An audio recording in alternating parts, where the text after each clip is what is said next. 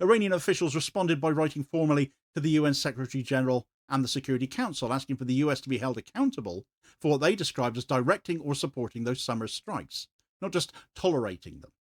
Araghchi has gone on the record saying Iran has solid proof that American bases in the region supported the operations, turning what would have already have been a serious breach of Iran's sovereignty by Israel into something much larger if it is borne out. Coordinated use of force by a nuclear-armed state and the world's dominant military power against a state that is on paper still covered by the very nuclear and security regimes those same powers claim to defend.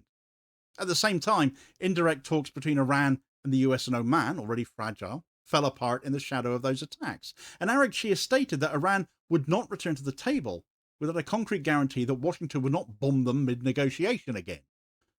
That is not the language of a system where law is restraining violence. That's a foreign minister saying in effect that the US now treats diplomacy and force as parallel tracks it can jump between at will. And if this was only about strikes on Iran, you could try to write it off as a one-off escalation. But Araghchi's point is that this has become the normal operating pattern for Israel under US cover. And that is where the greater Israel idea once more comes into this story.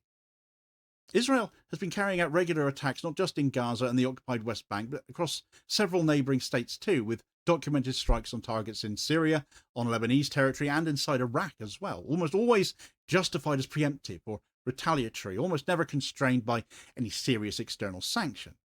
Iran says Israel has hit 7 countries in 2 years.